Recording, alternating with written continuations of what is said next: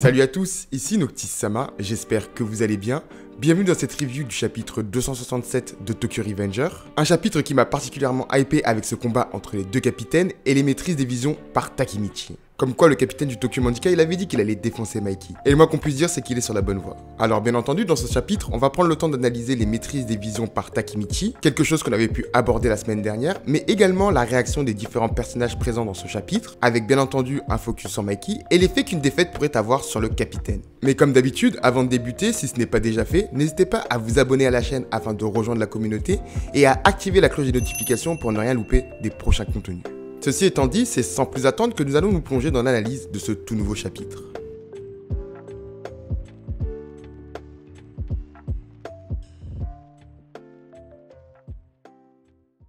Le chapitre 267 va directement nous plonger dans le combat entre Takemichi et Mikey en reprenant une partie de la scène de clôture du 266. En effet, alors que Takemichi avait reçu soudainement une vision de l'attaque que s'apprêtait à asséner le capitaine du Kanto Manjikai, c'est bien le fait de l'avoir subi quelques secondes après qui lui a permis de comprendre que quelque chose de nouveau se produisait avec son pouvoir. C'est donc en allant à nouveau au contact de Mikey que ce dernier recevra une nouvelle vision, une vision qui lui permettra de parer le coup du capitaine à la plus grande surprise de son adversaire. Et j'avoue que c'est assez compréhensible. En effet, la liste des personnages ayant réussi à parer le coup de pied de Mikey est assez restreinte dans l'œuvre Tokyo Revenger. Dans un premier temps, nous avions Hanma qui était parvenue à bloquer le coup de pied du capitaine lors de l'arc Mosbeus, un coup de pied qui est assez dévastateur et donc c'était la première personne qui avait réussi cet exploit, même si on peut noter que lors de l'arc Valhalla, ce dernier avait finalement succombé au coup de pied de Mikey, et puis plus récemment, lorsque le capitaine s'était déchaîné sur le champ de bataille, Hanma avait également reçu un coup de pied du capitaine. Une autre personne qui était parvenue à bloquer le coup de pied de Mikey, c'est Izana. En effet, on se souvient tous du duel des deux capitaines lors de l'arc du Tenjiku,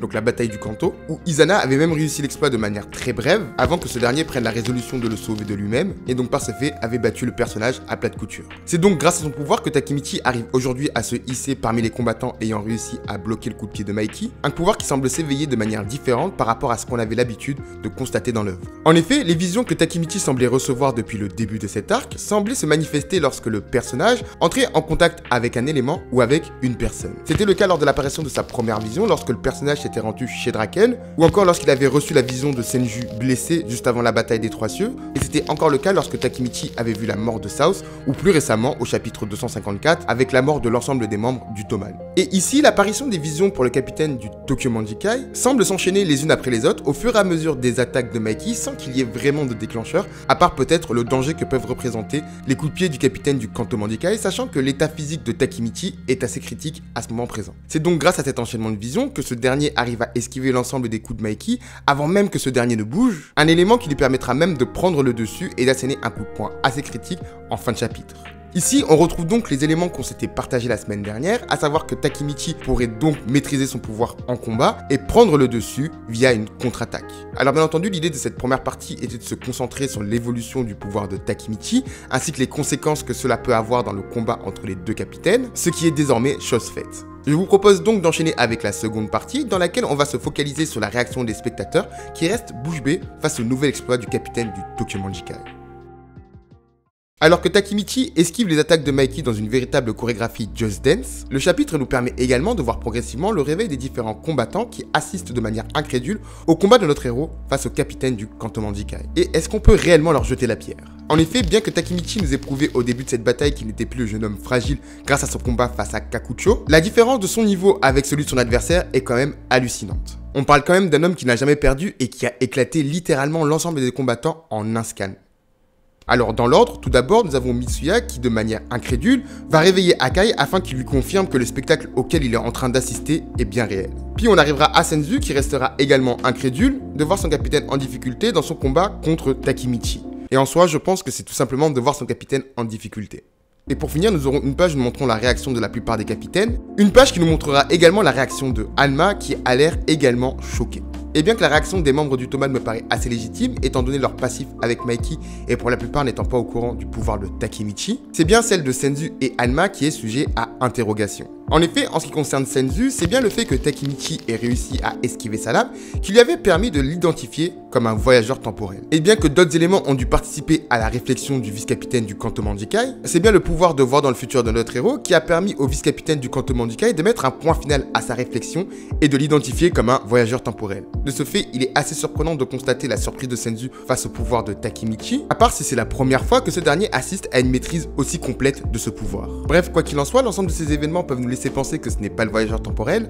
sauf que du côté d'Hanma, eh bien c'est aussi compliqué. En effet, la théorie qui identifierait Hanma comme le voyageur temporel est une nouvelle fois mise à mal par sa réaction lors de ce chapitre. Et bien que le personnage n'a pas une seule ligne de dialogue cette semaine, sa réaction le trahit une nouvelle fois, ce qui peut nous laisser penser que ce dernier n'est peut-être pas le second voyageur temporel. Alors bien entendu, un certain nombre d'éléments qui nous a été présentés par Ken Wakui nous permet encore d'identifier le personnage comme tel, et puis sa manière de combattre pourrait nous laisser penser qu'il s'agit bel et bien d'un voyageur temporel, bénéficiant de la vision de voir dans le futur, comme c'est le cas pour Takemichi. Cependant, compte tenu de sa réaction, on peut tout simplement envisager que cela est dû à sa capacité à combattre. En effet, à l'inverse de Takemichi, Hanma est une personne qui sait se battre. On a pu notamment le voir se battre contre Mikey lors de l'arc Mosbeus, et de nombreuses fois face à Draken, et puis plus récemment face à Mitsuya, Akai, Shifuyu et Akun. Mais encore une fois, sa réaction face à Mikey qui s'apprêtait à se déchaîner sur le champ de bataille peut nous laisser penser qu'il est bel et bien axé à ses visions. Par conséquent, si je devais faire évoluer ma théorie, je dirais que peut-être que Hanma aurait reçu le pouvoir de pouvoir voir dans le futur au même moment où Takemichi a reçu le sien. En effet, ça ne serait pas surprenant. Si on y pense réellement, si Takemichi avait assisté à un spectacle tel il y a de cela quelques chapitres, eh bien je pense que ce dernier aurait eu exactement la même réaction que Hanma. Ici, on pourrait donc envisager que Hanma a bel et bien le pouvoir de voir dans le futur, mais que ce dernier n'aurait pas une maîtrise complète de cette faculté. En effet, si je devais développer cette théorie, je dirais que c'est peut-être le fait que les deux voyageurs temporels auraient pu voyager au même moment dans le passé, que ces derniers, par effet de résonance, auraient obtenu un pouvoir supplémentaire, pouvoir qu'ils devraient apprendre à maîtriser, tout comme celui de voyager dans le temps. Ainsi, c'est peut-être en assistant au combat entre les deux capitaines, et peut-être en voyant Takemichi faire usage de son pouvoir de cette manière, que ce dernier comprendrait qu'il y a une marge d'évolution entre sa maîtrise actuelle et sa maîtrise future, et que par la suite, si le scénario fait en sorte que ce dernier se retrouve comme étant l'antagoniste majeur de l'œuvre, eh bien c'est peut-être en étant acculé que ce dernier développerait ce pouvoir, le même pouvoir que Takemichi, ce qui ferait de lui le personnage le plus dangereux sur le champ de bataille. En effet, encore une fois, à l'inverse de Takemichi qui n'est pas un combattant dans l'âme, Hanma sait se battre. Donc si on imagine que ce dernier est le second voyageur temporel et qu'il parvient à maîtriser ses visions, eh bien cela ferait de lui quelqu'un d'encore plus dangereux que Takemichi. Mais pour que ce scénario évolue, il faut donc que quelque chose se produise sur le champ de bataille. Je pense notamment à l'arrivée de Kazutora qui pourrait être en mesure de pouvoir révéler certaines informations qu'il identifierait comme l'antagoniste majeur, ou encore peut-être une révélation qui pourrait venir de Senzu qui expliquerait qu'à sa connaissance, Hanma n'a pas cette faculté. Bref, quoi qu'il en soit, ici ce sont que des axes de réflexion, donc n'hésitez pas à commenter afin de laisser votre avis ou vos théories concernant la suite de cette œuvre. L'analyse et la réaction des spectateurs est donc terminée, je vous propose donc de faire un focus sur Mikey, sa réaction et qu'est-ce qu'une possible défaite pourrait avoir sur le personnage.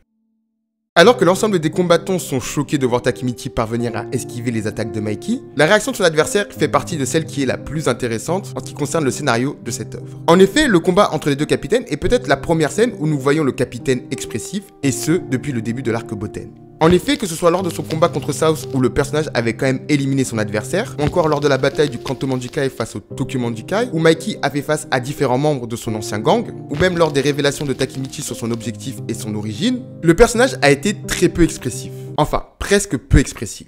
Le seul moment notable que l'on peut noter où le personnage a été assez expressif voire surpris, c'est lorsque Takemichi est parvenu à envoyer valser Kakucho en un seul coup de poing nous montrant son évolution en tant que combattant. Et donc il est assez paradoxal de constater que la seconde fois où Mikey a été réellement expressif, c'est lorsqu'il a fait face à son tour au capitaine du Tokyo Manjikai. En effet, dans ce chapitre, on peut donc voir Mikey tout d'abord surpris, puis interrogatif avec un soupçon de frustration, et même si ce dernier arrivera à mettre le doigt sur la nouvelle capacité de Takemichi, ce dernier continuera de manière obstinée à tenter de toucher le capitaine du Toman avec des coups de pied qui sont de plus en plus incisifs. Et je trouve que sa réaction est assez révélateur de son état d'esprit. En effet, un des éléments qui a été mis en avant lors des derniers chapitres, c'est que la recherche de la force par Mikey provient d'un sentiment d'impuissance. En effet, que ce soit lors de la mort de sa mère malade, et dont ce dernier avait fait la promesse de la protéger, et qui d'ailleurs a révélé ses pulsions sombres, ou encore lors de la mort de Shinjiro Sano, et plus récemment celle d'Emma, un élément qui revenait dès lors de l'arc Tenjiku, c'est que Mikey souhaitait également utiliser sa force pour pouvoir protéger ses proches. Cependant, ne parvenant pas à accomplir sa mission, ce dernier a tout simplement décidé de se protéger du chagrin que provoquait l'échec de sa mission et la perte d'un être cher.